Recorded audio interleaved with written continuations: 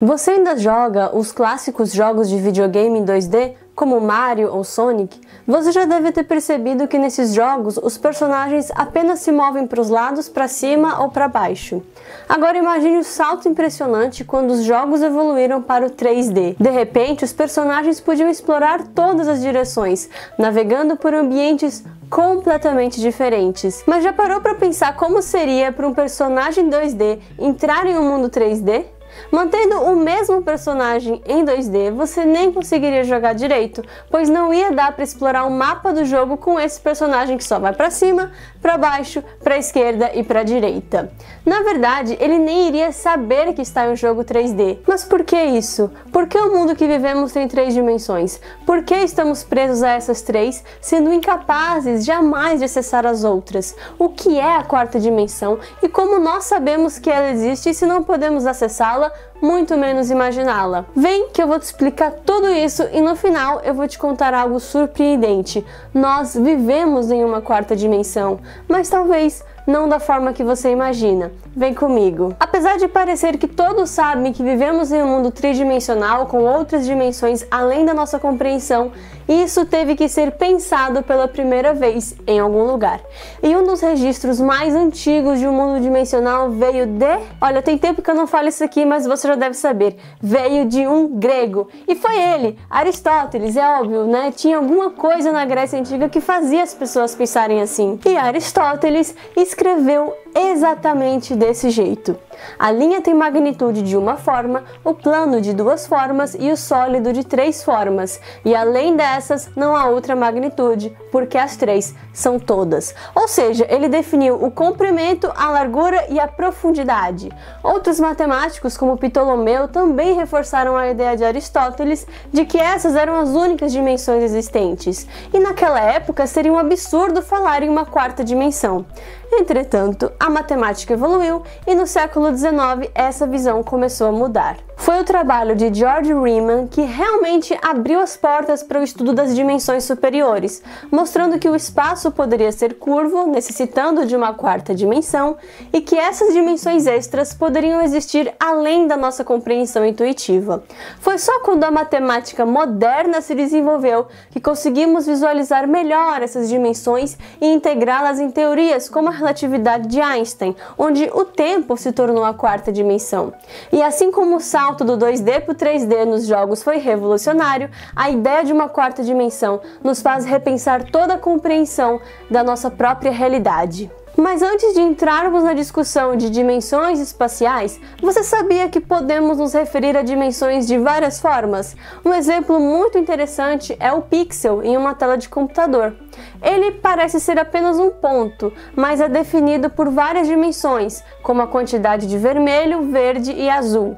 Um outro exemplo é a música. Cada nota tem altura, intensidade e duração, que juntas formam as dimensões do som. Tudo entendido até aqui? Vamos agora partir detalhadamente para as dimensões essenciais, indo da primeira até a 4ª. A primeira dimensão.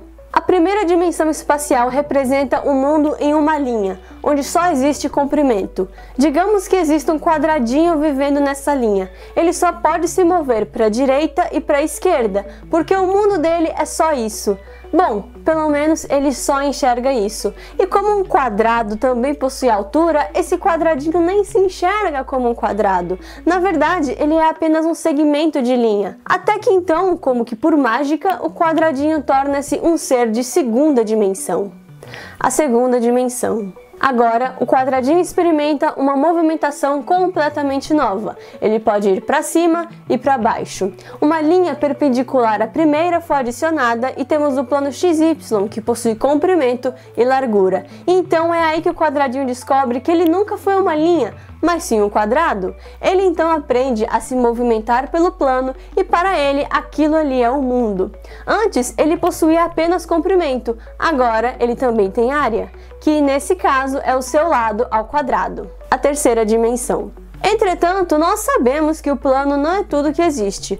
Como então informar ao quadradinho que o mundo não é mas tridimensional? Um ser tridimensional jamais será visto pelo quadradinho, pois ele é impossibilitado de visualizar e acessar a dimensão de profundidade. Entretanto, ele poderia deduzir que uma terceira dimensão existe. Vamos ver um exemplo que foi dado pelo próprio Carl Sagan. Se o quadradinho morasse em uma esfera, objeto de terceira dimensão, ele jamais saberia, pois para ele o seu mundo é plano.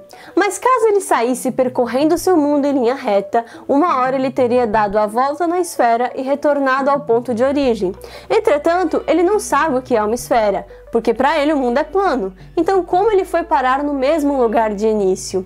Desse modo, ele pode deduzir então que existe uma outra dimensão, uma que ele não sabe qual nem como é, mas que molda o mundo.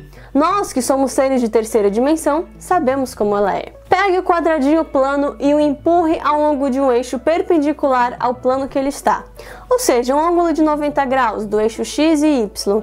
Assim você vai obter um cubo, objeto com comprimento, largura e profundidade.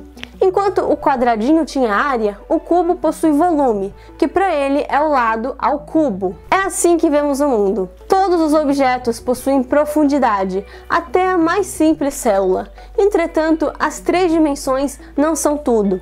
Para passar da primeira para a segunda, adicionamos uma dimensão a 90 graus da extremidade da primeira. Para ir para a terceira, uma nova dimensão espacial foi adicionada, fazendo 90 graus com as outras duas. Ou seja, cada dimensão é uma extensão da dimensão anterior. Expanda o nosso cubo 3D e teremos então o que é chamado de tesseract. Mas espera aí, isso daqui não é um ângulo de 90 graus. É porque esse não é um cubo 4D. Na verdade, é a sombra do cubo 4D no mundo 3D, porque nós não conseguimos enxergar a quarta dimensão. Da mesma maneira que um cubo representando um plano forma uma imagem distorcida, o Tesseract é apenas uma representação distorcida do 4D na perspectiva 3D. E nós nunca vamos saber como ele é realmente, porque somos seres 3D limitados a enxergar e perceber somente as três dimensões espaciais. E se até aqui a sua cabeça já está dando nó, escuta isso que eu vou te falar agora. Seres de dimensões acima podem observar o interior dos seres de dimensões abaixo. Digamos que exista um ser de segunda dimensão. Ele só pode observar esquerda, direita, cima e embaixo. Não pode ver dentro dele nem de outros. Entretanto, um ser de terceira dimensão pode ver por dentro do quadrado. Isso significa que um ser de quarta dimensão poderia também, talvez, observar dentro de nós. O que é bem esquisito. Mais esquisito mesmo é você até agora não ter curtido nem hypado esse vídeo me ajudando a chegar em mais pessoas. Olha, tô esperando, viu? Nós jamais vamos acessar a quarta dimensão, pois somos seres limitados. Mas isso não quer dizer que ela não interaja conosco. Em sua teoria de relatividade especial, Einstein se referiu ao tempo como sendo a quarta dimensão, mas seria inseparável do espaço, formando o espaço-tempo. Enquanto usamos coordenadas espaciais para localizar objetos em 3D, usamos o tempo para localizá-los em um contexto mais amplo.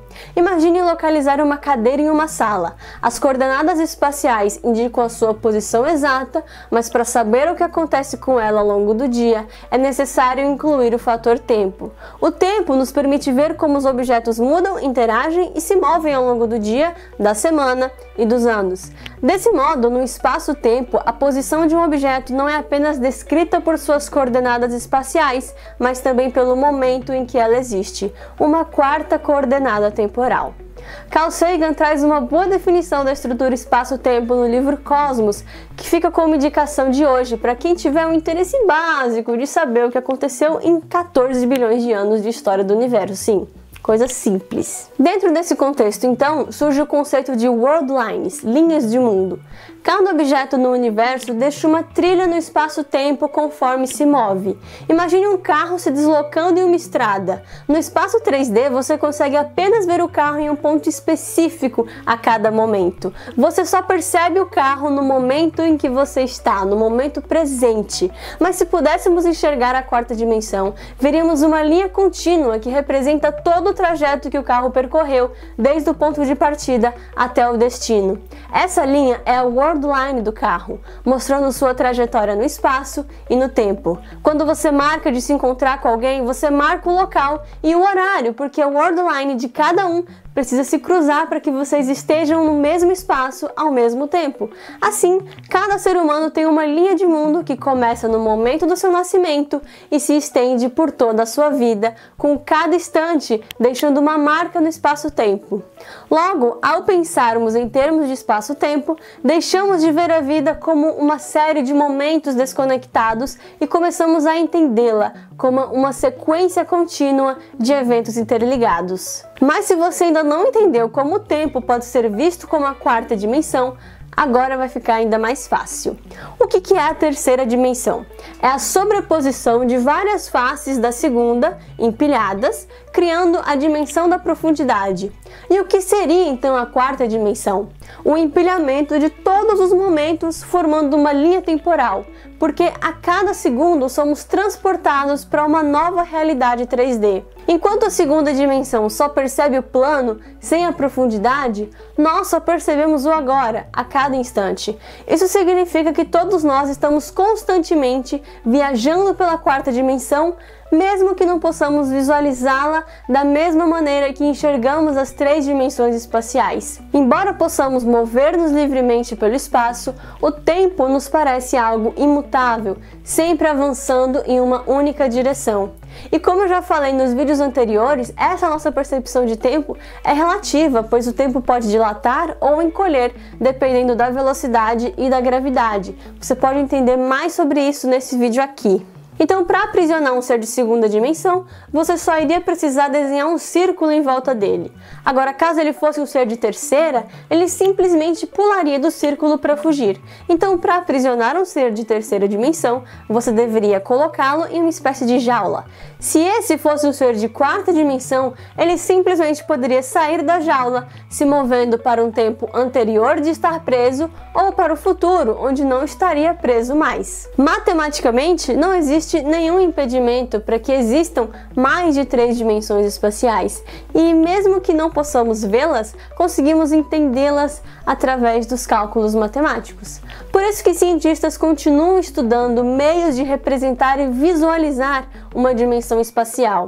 Na verdade, hoje já existem teorias que consideram até 11 dimensões, que a partir da quarta são chamadas de dimensões retraídas, mas isso já entra em teoria das supercordas, que é um assunto para outra hora. Saber que vivemos em 4 dimensões, ou até mesmo mais, muda a nossa forma de pensar sobre nós. Mostra que há tanto no universo que jamais seremos capazes de ver. Apenas saber que essas coisas nos influenciam, nos levando até um novo questionamento. E se existirem outras realidades para além do que nossos sentidos e atuais equipamentos podem captar? Bom, eu falei um pouco sobre isso no meu vídeo sobre multiverso bem aqui.